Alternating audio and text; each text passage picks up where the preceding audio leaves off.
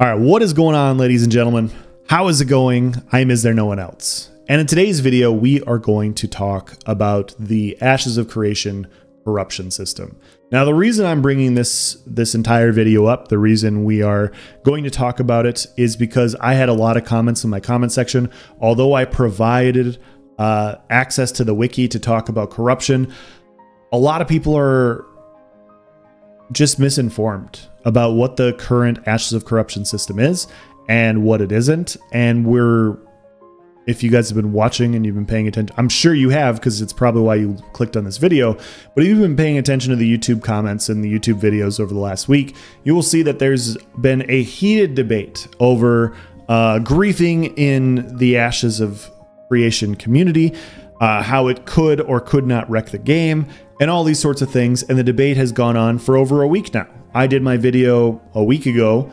I left and I went on vacation. I came back and it is still occurring, and it doesn't make any sense to me. It really doesn't. I don't understand why we're still having this conversation when so many people are getting the system completely wrong. Now, this video will be in, just a general discussion of what the griefing system is, okay? What the corruption system is. I'm not going to go into details on everything. I will once again provide a link in the description for the corruption system that you can go and read yourself. And you can go check it out. You can check out the sources and everything. It is a great resource to have. I just want to provide a general summary for the community so that we can talk about what this is, because it's important to get the discussion right. If we're not getting the discussion right on what the system is, and we're arguing about nonsensical things that don't apply to this specific game, we're not doing anything to better the game. We're not bringing forward good, constructive arguments. What we're doing is we're all sitting in a circle like clucking hens, arguing over what does or what does not exist. And that's basically what I feel like has been happening for the last week, because people have either intentionally misrepresented the system or they're unintentionally misrepresenting it because they didn't do enough research about it. And so if you're one of those players that wants to know more about what the corruption system actually is and what it does, and you want to have these discussions throughout all the different social media platforms, this video will hopefully help you out and you can point out some misinformation, because there's a lot of fear-mongering type tactics out there discussing what this game currently is and what it isn't. And I think it's important to get the system right, to discuss it, to provide actual change in the future. And so that's what this video is about. I'm not going to get everything right. I'll be honest with you guys. I'm not going to get everything right in this video. My attempt is to show more in depth what has been shown in other videos. That's the goal. I'm not going to bat 1,000 on this video. I'm just not. And so other people will correct me, and that's more than fine. But the point is what I'm going to provide in this video will be more information than what you have seen in other videos like this. And it's important to get this discussion rolling so that people that actually do care about this game, that want to play this game in the future, that want to enjoy this game, it gets to a point to where we're discussing things that promote this game being a long-term good product. That's the point of the video. That's the point of the discussion. Let's dive into it. All right, guys. So this entire corruption system debate has been going on, like I said, for the last week now. And people, in my opinion, have been mislabeling what this corruption system is, what it isn't. And we've had a strong discussion on what griefing is and how a lot of players will quote unquote quit the game because of griefing, because the system is designed in a way to enable griefing, to allow griefers to PvP. And the only players that really enjoy this type of system are the griefers themselves. And so I wanted to do a video highlighting some of the current things in the system and talk about what the system is and what it isn't, and then talk about what Intrepid already has in mind to combat these things. So first things first, let's talk about the flagging system. Now I'm going to provide a diagram above so that you guys can take a look at it. It's really in depth, but the point that I want to get across here is you have to initiate combat. There's been some discussion about how you can attack some people, but you're not actually flagging purple or as a combatant, which is not true. The minute you do damage to somebody, you flag immediately in this game as a combatant. And that is the number one thing that I've seen that has been gotten wrong quite a bit. And yeah, you attack somebody, you're a combatant now. Now, if somebody fights back, they're also a combatant. If somebody heals, if they decide to heal or buff up an ally, they are also now a combatant. So you can't have, your friend off to the side providing these sneaky, cheeky heals and buffs to benefit you without any consequences. The minute you start to help an ally, you're a combatant as well. You are engaged in the system. And so you have three different aspects of the system. You have non-combatants, you have combatants, and you have corrupted. The only way in this game you can become corrupted is if you are a combatant player attacking somebody and they do not attack back. If they don't attack you back and you kill a green player or a non-combatant, you become corrupted. Now, I want to provide this thought experiment for you guys. Now, a lot of people listen to this video. They're not griefers in general. The vast majority of griefers, it's a small portion of the community. Let's talk about what griefing is first before we do this thought experiment.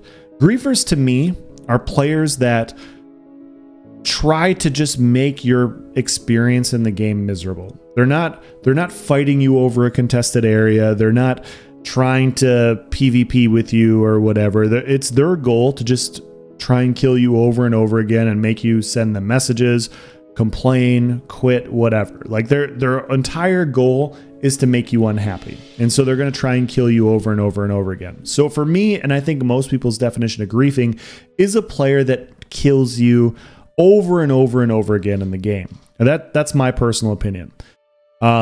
Obviously, we all have different definitions. You're inclined to believe yours or whatever, but I feel like that one's a pretty good point of view. Just because you're in a PvP environment and you kill somebody doesn't mean you're a griefer. And to mislabel that as such, I think is pretty disingenuous and wrong. So that's my point of view. Obviously, there's some gray area here that we can discuss if you want to, but that's my discussion on this. So let's dive into this thought experiment. All right, I want all of you guys listening to this video to picture yourself as a griefer. You're just a toxic piece of shit. It's your entire goal to make somebody miserable. You have the best gear. You've already leveled. You know how to play the game, and you're going to go out there and you're going to just try to piss people off. That's what you want to do, because it happens in other games, right? It's going to happen in Ashes of Creation. It's the same system, right? That's what everybody's saying. It's the same system, so you're going to be able to do the exact same thing. Let's talk about what happens in the Ashes of Creation system. So, if you attack players, and let's say you want to be Anakin Skywalker, right? And all of a sudden you want to go over to the dark side and you want to kill a bunch of younglings. And so you go into the Jedi training center and you want to kill a bunch of low-level players. The first thing Ashes of Creation says is, if you attack people a lower level than you, you gain a higher corruption score much faster. So, meaning that if you kill somebody at your level, you gain X amount of corruption. If you kill people that aren't equipped to really fight back as well, you're going to gain a higher corruption score. Meaning, you're going to ask, what's a corruption score? What does that mean?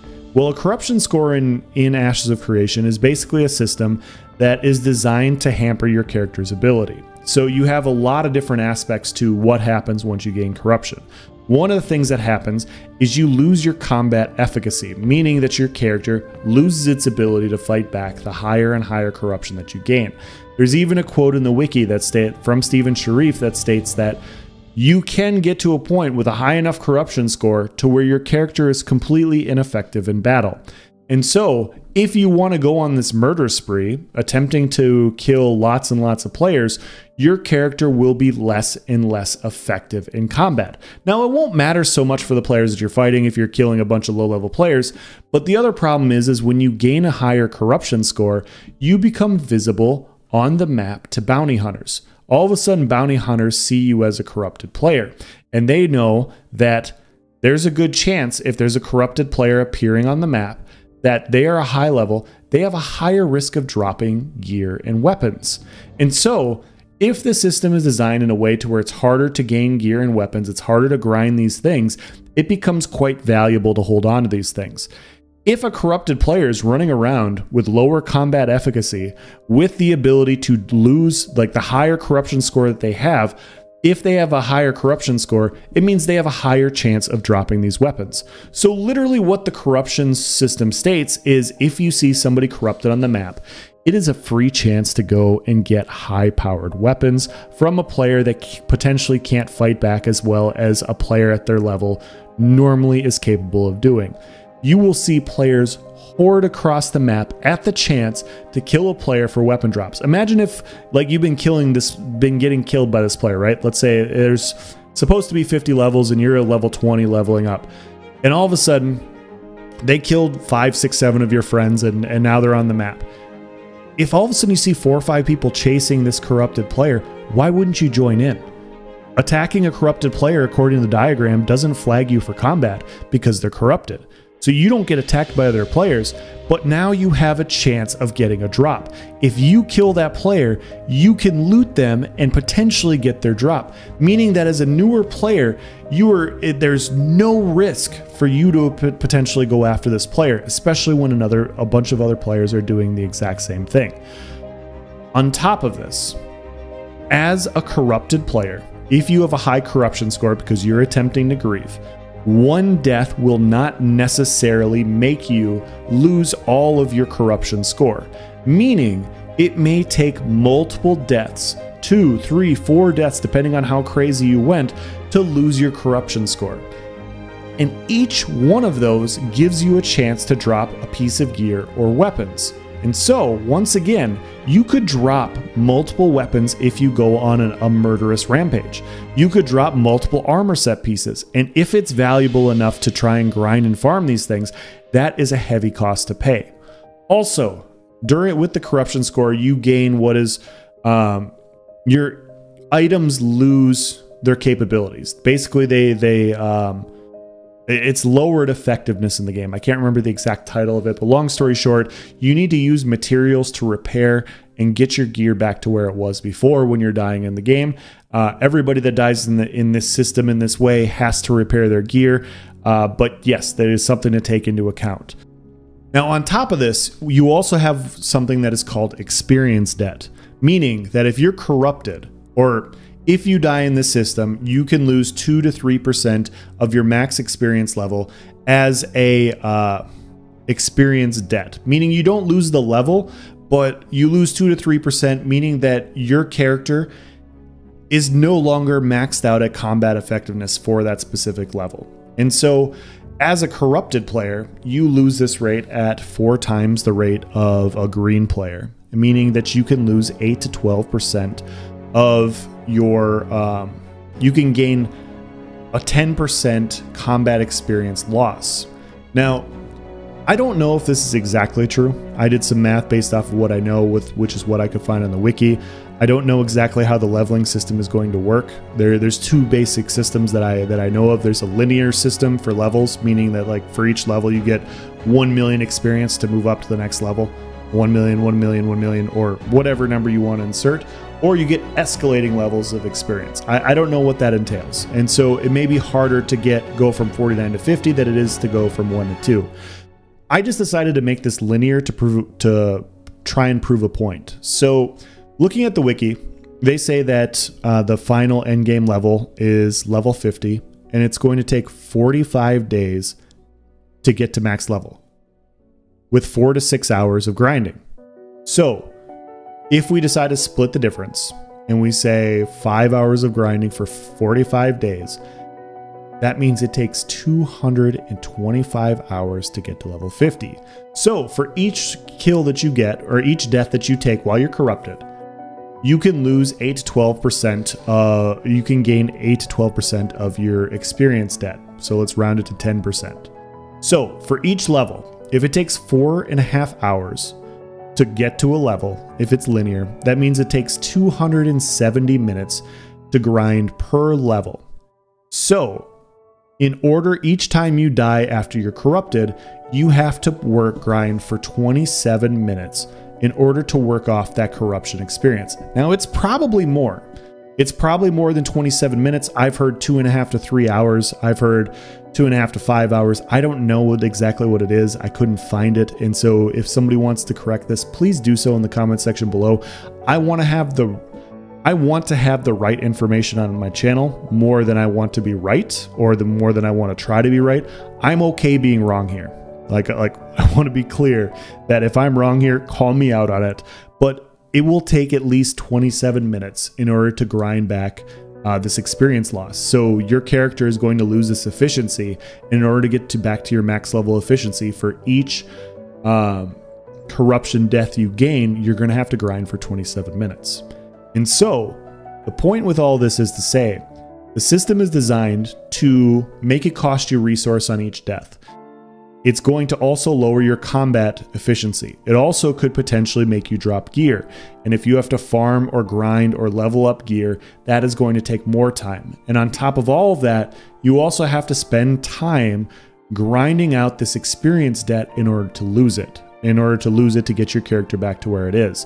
And so all these systems are in place to basically say PK griefing will not exist in this game. And on top of all this, if you guys watch the latest live stream, and if you haven't, I'll provide a link or I'll provide a clip in this video right here.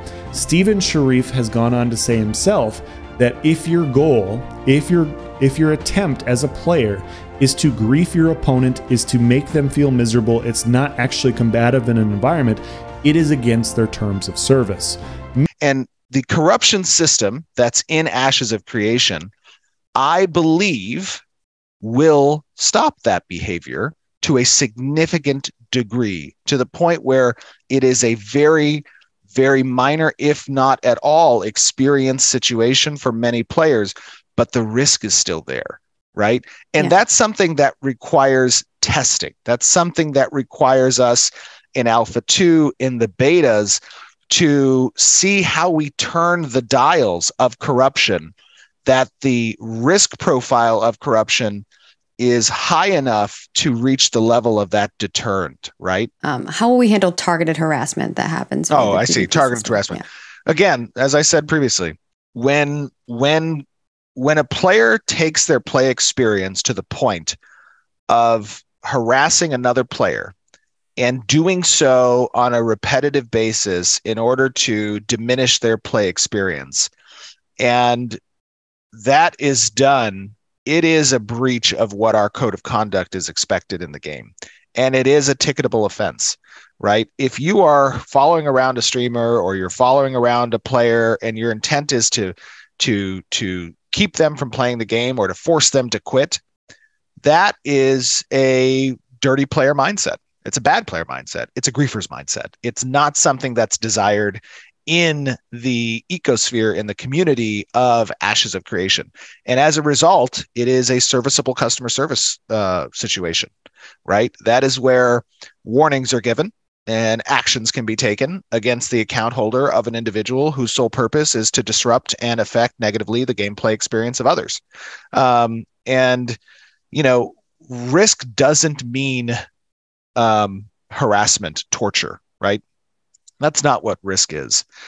Risk is a healthy thing. Risk, like I said, increases our value of achievement. It increases the value of reward. It feels really good that you are overcoming risk. It doesn't feel good to get griefed. Meaning, if your goal is to grief players, you will be warned. You will potentially be banned if you keep doing it. Their goal is to not allow griefing in this game. They want the system. They do not want the griefing. And so that's a big difference. So at this point, you may be asking yourself, okay, you've gone along this far. You've explained all this system or all these systems in place. Obviously, it'll need to be tested, but it sounds good on paper, right? Like if it's employed properly, it sounds good on paper. It needs to be employed properly, of course. But why not just make PvP a toggleable environment? That way PvE only players are happy and PvP players are happy because they get to engage in these things. Isn't this system only designed for griefers? Isn't the point, like the only time this system works is for griefers and anybody that's for this is a griefer? That's the hypothetical question given to me. And so what I would say is somebody will definitely ask that in the comment section below, and they will not get this far in this video. And I encourage you guys to go read the comments and enjoy that and link them to this timestamp. There are multiple reasons why this type of system, they're trying to employ this type of system. I only want to name two. I don't want to go too far into this video. I don't want to make this video too long and too boring for you guys. But I want to provide a couple of examples for why this system can be so good. Number one, Intrepid wants to make the most immersive MMO experience possible. This is a sandbox PvX MMO. And the thing is in a sandbox environment, the more systems you can have in place to apply freedom to people, the better. The more immersive it is. If you go and you look at the latest live stream, and I'm going to keep bringing it up because it was pretty fun to watch, they go through resource collection. And I'll provide a quick clip on this video here. Angle here. We're going to get a nice view from this angle. Okay, all right, let's just chop it.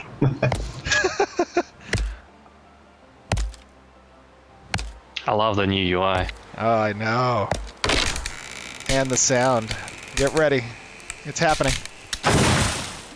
Oh my gosh. Look at the dust kick up. Look at the canopy of the tree get impacted and when it falls.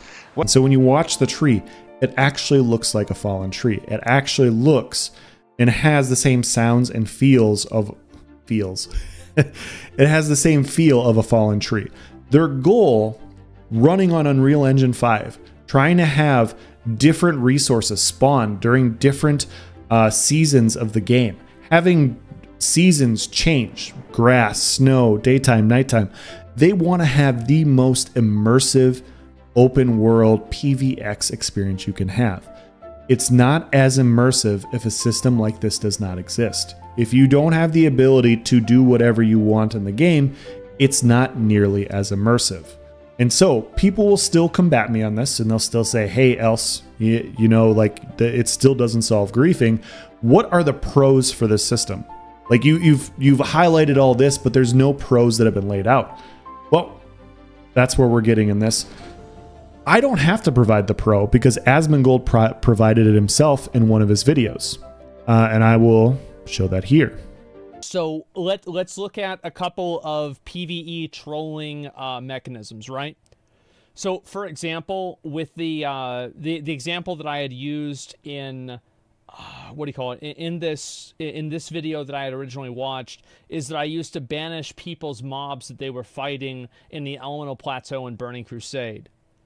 Blizzard actually fixed this issue and they made it to where you can't banish other players' NPCs, and it says that target is tapped. If you guys have never noticed that, this is just, yeah, so they actually did fix this, so that you can't do that anymore. On top of that, the thing that I was doing against that DK inside of Zuldrak, which was what I was talking about in this video, if I did that all day and I kept resetting the bosses over and over and over to troll people, I would 100% get suspended.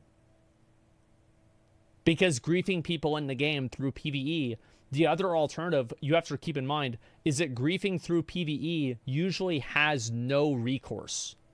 So, like, for example, if you're just having some random guy banish the mobs, you can't solve this. So I actually think that PvE griefing is worse than PvP griefing.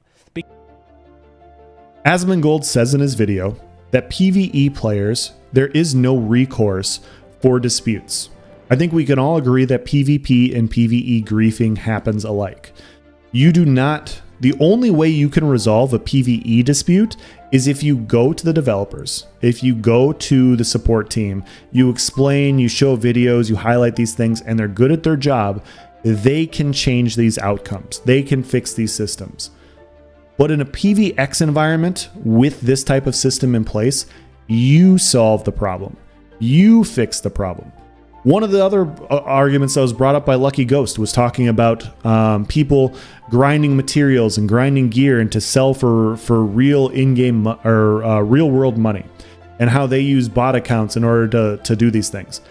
You know what doesn't work in a PvX environment as easily as a PvE environment? Bot accounts. I play on the Elder Scrolls Online, And there's multiple different videos out there of 10, 15, 20 accounts farming for different things, for materials, for selling in game. And there's nothing you can do about it. You write tickets, ZeniMax goes in there and they eventually fix it. And it takes a while, but they're eventually removed. But all these guys have to do is make a low-level account, grind up again, and do it all over again and wait for the reporting system to happen again. And it still just is a non-stop issue. In a PVX environment, if you stumble across people grinding, AFK bot grinding, you can kill them. If they're grinding like the most valuable resource, there's no longer do you just report to the developers and say, hey, can you fix this? Hey, support, can you remove these guys because they're bot farming? You can kill these guys. You can say, hey, you know what? These are the most valuable resources. These guys aren't fighting back. If I kill them, I don't know when they're going to come back. It might take the people farming 4 to 8 hours or more to come back and reset these accounts, and then you can kill them again. And so if a resource is valuable enough to remove these botters because everybody wants it, those botters will not exist in this game. Another point that was brought up in a discussion that I saw was, let's say it takes you a while to grind a dungeon. And you're trying to farm this gear, and you get down to the dungeon. It's taking you hours at this point to get to this point in the dungeon, and you're at the final boss, and this is where you want to farm. This is where you want to get your gear because your healer or your tank or your DDs need this gear, and there's another group down there farming. Well, you guys can sit there and piss and moan and send messages to each other upset as you both split gear drops over and over and over again, or in this system, you can take matters into your own hands and you can say, you know what? I want this gear for my team. I'm not waiting. You guys are going to die. And so this creates a couple environments. It allows players to resolve their own disputes. It allows players to resolve their own issues. And number two, it creates drama in the world that will be unlike drama in any other server in the game, because the players are deciding the drama and the issues and the conflicts that they're engaging in. And that's the best part about this type of game. An open world MMO experience like this is fun because it will be more player driven than game driven. Now, I'm not trying to take Intrepid for granted here, guys. Everything Intrepid is trying to do sounds amazing. The quest, everything they're doing with the backstories, with the PvP environments, the different amounts of dungeons, how you have different drops based on how experienced your characters are, all these things are amazing. And I think the game itself is going to be awesome. But coming from a player that has played in sandbox type environments like this, the player to player experience is always better. It is always better than the gaming environment. And so when you look at Ashes and when you see what Ashes could be with the environment for questing and everything, and then all of a sudden you realize it's not only is it this, but it's also a PVX environment where you're going to have politics, disputes, people not liking each other, people arguing over resources, fighting over dungeons, these sorts of things. These are things that will not be recreated from a server to server environment. And so you could play on 5 different servers and you could experience 5 different outcomes for each server. That's how engaging this type of game is. So if you want to branch out and start a new character, let's say they open up new servers down the road and you want to go do new things, it's going to be a completely different game, because each one of these environments is a new experience for all of the players, because you have different players engaging in different aspects. You're going to sometimes have a more war zone environment. Sometimes you're going to have more peaceful, and people are going through peaceful endeavors to get what they want to get done. You guys as players get to decide. And so this game will have if it's done well, it will have more longevity than other theme park design games, because once you get done with that, it's just kind of over with and you have to wait for the next content. For this type of game, it's content and the players, and that's what makes this so exciting. And so that would be my counterpoint to people that want to talk about this type of system and why it exists in this game, is they're looking at all of the cons and they're not attempting to look at the pros. And so in summation with all of this, If you've got it this far in this video, if you've made it this far in this video and you liked what you heard, or you liked how I tried to portray this information, please leave a like and subscribe so we can have it reach the YouTube algorithm to reach more people, so we can get the better information out there. I'm not saying this is going to be the best information. I'm not saying I'm 100% right here, but it's better than the argument that's been brought up. And the goal with this video isn't to be 100% right. And I'm trying. I know I'm going to fail. The goal with this video is to get the information out there, because currently, in the current YouTube environment, the current player environment where we're discussing the pros and cons of this type of griefing system, people aren't bringing up these arguments. They're not discussing these things. And when you argue from a point of view where the game doesn't work that way, it's disingenuous. It doesn't work that way. The system isn't designed in that way, and so that argument doesn't make any sense. It doesn't hold any water. And so when people have been talking about, oh man, it's the PvE versus PvE debate, it's this entire griefing versus non-griefing debate. Guys, currently there's no debate. Like in all seriousness, there's no debate here, because people that want to debate this are getting the system completely wrong. They're not talking about the benefits of it. Now, I'm not sitting here and I'm not saying, guys, Ashes of Creation is 100% perfect. When it goes live, everything will be hunky-dory. This is going to be the best game of all time. Everything is going to be great, and anybody that thinks otherwise is just frankly an idiot. I'm not saying that at all. What I am saying is, if you have issues with the system, we need actionable things that we can test. And so if you guys made it this far in here, and there's loopholes that you're seeing that can be abused in the griefing system, call it out in the comment section below. I will be an Alpha 2 tester. I will be testing the system. I will be providing my feedback as well. And my goal will be to provide as much feedback as possible for Intrepid Studios to make this system good. Because frankly, I do like open world PvP. I do like a PvP environment, but I want an environment where people are having fun and they're not just getting killed over and over again on a level 10 account. That's not enjoyable for anybody. Except for like the very small percentage of griefers that exist in the game. And so if it's Intrepid's goal to stop griefing, if it's PvE players, if their concern is to stop griefing, if PvP players as a vast majority do not want griefing in the game, we should discuss what the system actually is. We should discuss all the aspects of what it is and what it isn't. In that way, we can come to a better discussion about what should be addressed and what potential issues will arise from said system. Just talking about griefing in a broad general sense doesn't accomplish anything. It doesn't accomplish anything. It doesn't help Intrepid Studios. They're in the same spot that they were a week ago. Okay, well, we're going to test the system. Nobody has brought up a point with the current system in place that says, hey, this is going to be a problem. There's not been a single one. And so from my point of view, this entire debate isn't a debate. And there will be. There 100% will be. There will be issues. There will be failures during the testing phase, and probably when it goes live, because that's what happens in these situations. You get more and more players finding this stuff, that you get more and more players trying to abuse it.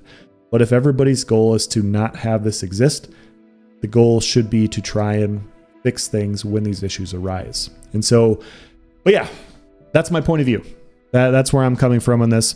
I don't see why there's really a debate, because there's nothing to actually debate. Like everything I've seen, every video I've watched that's trying to bring up issues with Ashes of Creation, it's like, well, that's not what the system is.